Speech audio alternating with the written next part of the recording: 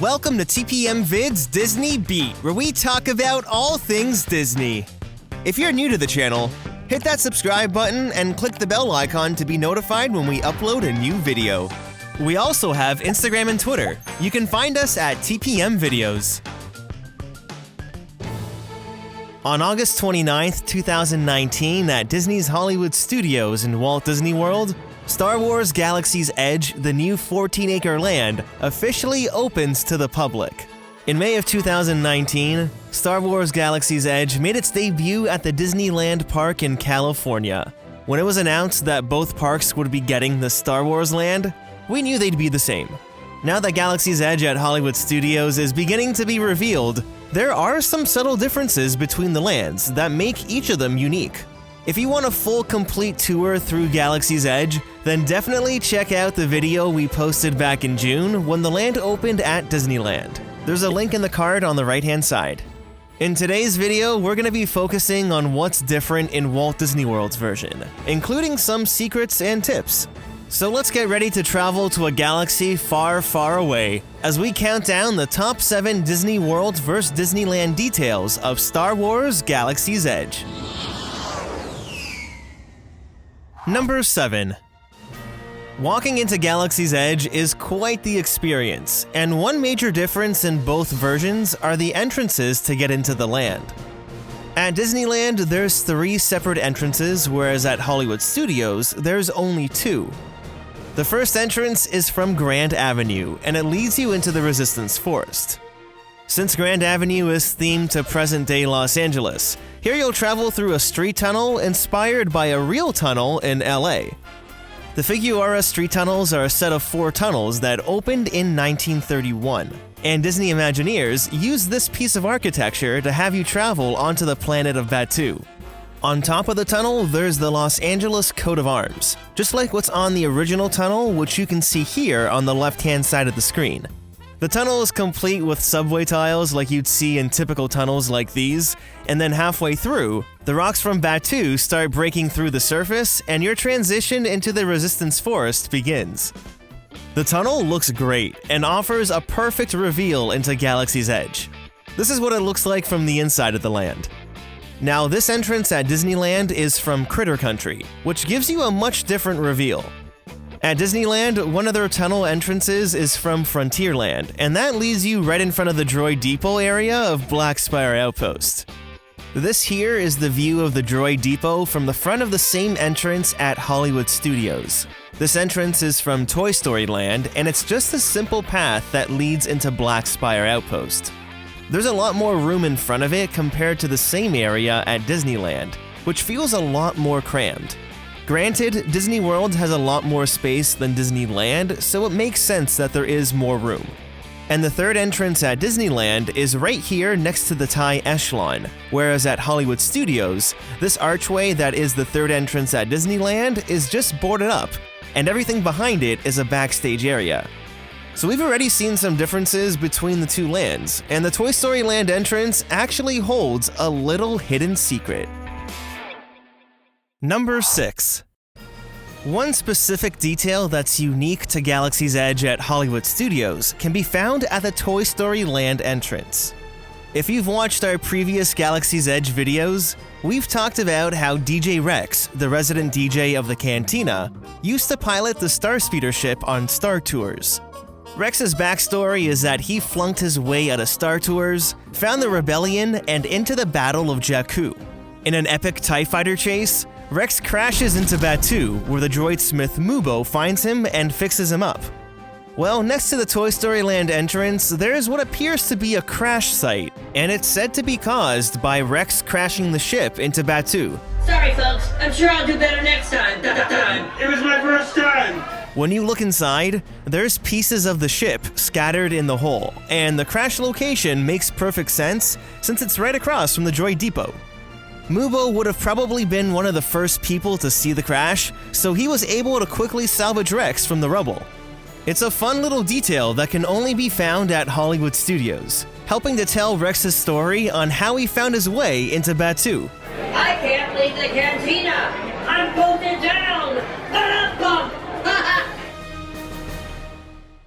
Number 5. One big difference you'll notice inside Galaxy's Edge is the color scheme. California and Florida are both places with warm climates, but overall, they have different sun and weather conditions. Galaxy's Edge at Disneyland is painted with more neutral tan tones, whereas at Hollywood Studios, everything is much more saturated and vibrant, like here with the Outpost Marketplace. The increase in saturation was to accommodate for Florida's harsh sun, but also to accommodate for the amount of precipitation we see in Florida. This still allows for the buildings at Hollywood Studios to pop, even with a gray sky. So let's do a little comparative analysis of the differences in color and design of Galaxy's Edge, and head into the Outpost Marketplace first. This here is Walt Disney World, where the darker reddish color continues inside, and the stone in the center is tall and thin, whereas at Disneyland, it's a larger circular stone. Once you're in the heart of the marketplace, both look practically identical, which you can see here as we transition into Disneyland. Next in Ronto Roasters, here at Hollywood Studios, the pod racing engine is more of a turquoise blue color. Then at Disneyland, it's a deep blue with a slightly different decal on the engine. Around the backside of the Droid Depot, the courtyards are similar, but the most noticeable difference here is the decorative design on the side of the building. In Florida, it's much more vibrant and saturated to go along with that color scheme. Moving over to the path that leads to the cantina, here the colors are very similar between the two lands, but the one main difference is the arch that leads to the Millennium Falcon. It's painted a tan color in Florida, whereas at Disneyland, it's gray. Like we've said a few times in this video, there are subtle differences between the land that make each of them unique, but these differences don't alter the overall experience of Galaxy's Edge. You're still going to experience a highly immersive planet that will take you into a galaxy far, far away. Number 4. Seeing the Millennium Falcon in person is one of the highlights of Star Wars Galaxy's Edge.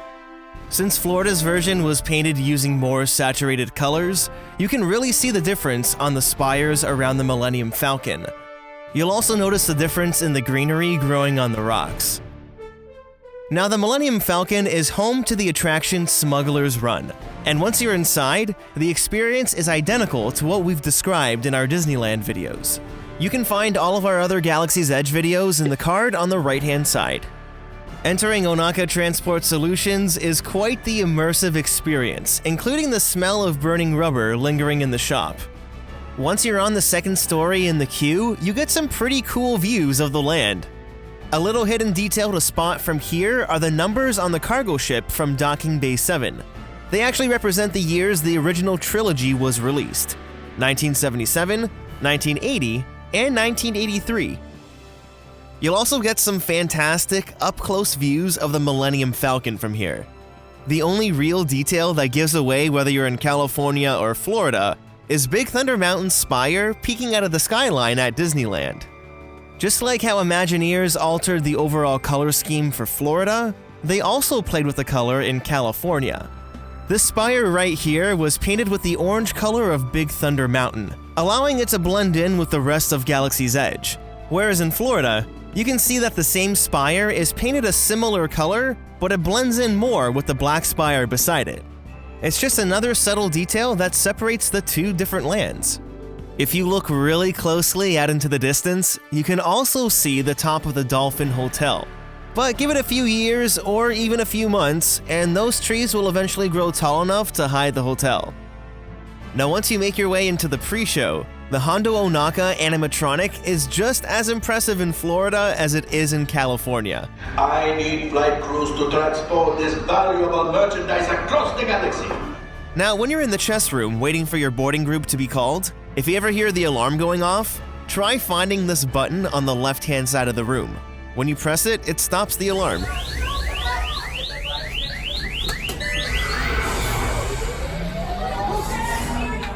Aside from the Millennium Falcon cockpit, there aren't many buttons in the land that you can actually press, but this here is one of them.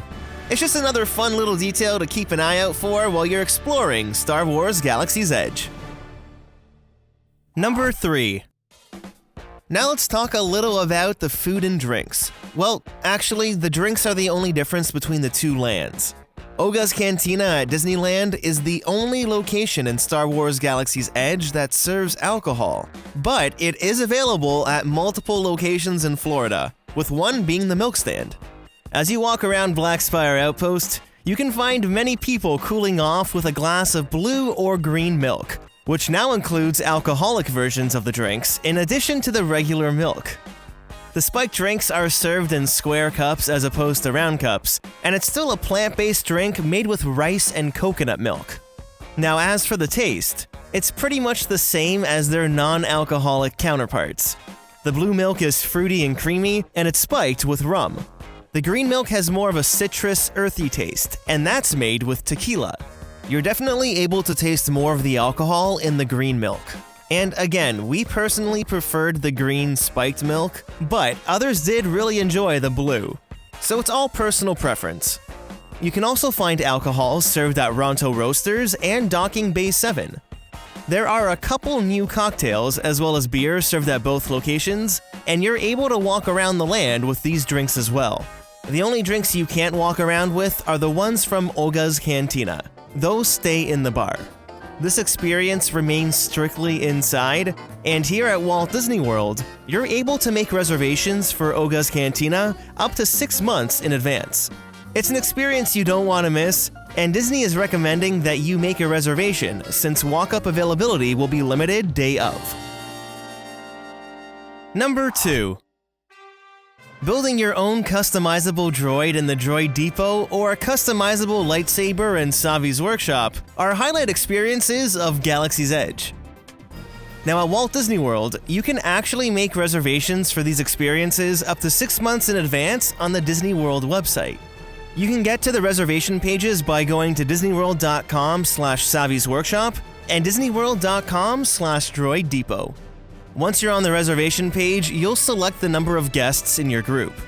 This only includes whoever is going to be physically building the droid or lightsaber, not the others that'll just be observing. You'll then select one of the open dates from the calendar, your time period, and finally your physical time slot. Once that's done, you'll need to enter the names of the participants and your reservation is set. There is walk-up availability to build a droid and a lightsaber, but like Oga's Cantina, there's only a limited number of these openings available day of. So to guarantee a slot, definitely make a reservation. Number 1. The only area of Galaxy's Edge that's really laid out differently is the Resistance Forest. Here in Florida, the forest is much wider with a lot more room to move, and as you make your way through the forest, you'll find an X-Wing and an A-Wing ship. At Disneyland, both ships are on the right-hand side as you walk into the land, but at Hollywood Studios, the X-Wing is on the left-hand side with the Rise of the Resistance attraction behind it. This layout creates a better flow through the forest, and like Disneyland's X-Wing, the ship also acts as a stage for the performers. Disney has done a great job with all the details in the land, but what truly makes Galaxy's Edge immersive are the characters that just roam around. You can find stormtroopers to Rey and Chewbacca, and even Vi Marathi. Are you spying on me? I am. Is it okay? Oh, it's just to document what's going on. Spying on the spy. It's interactions like these that help complete the story in Star Wars Galaxy's Edge. Look at them. Can't look up from a data pad. Can't live without a data pad. The character entertainment at Hollywood Studios is truly top-notch. We need your help. We need your help. Star Wars Galaxy's Edge is exactly what we've been waiting for at Disney's Hollywood Studios. Ignite the spark. Light the fire. Perfect. I'll see you around. See you around. And as they say on Batuu, till the spire. So with this comparison between the two versions of Galaxy's Edge, which one do you think looks the best? And have you visited Galaxy's Edge yet for yourself? I'd love to know your thoughts. Leave a comment down below to start a conversation, and don't forget to hit that like button if you enjoyed the video.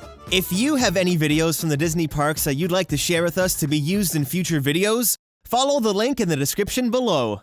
Thanks so much for watching. Click the TPM icon on the screen to subscribe to this channel, and check out some of these other videos which we're sure you'll like.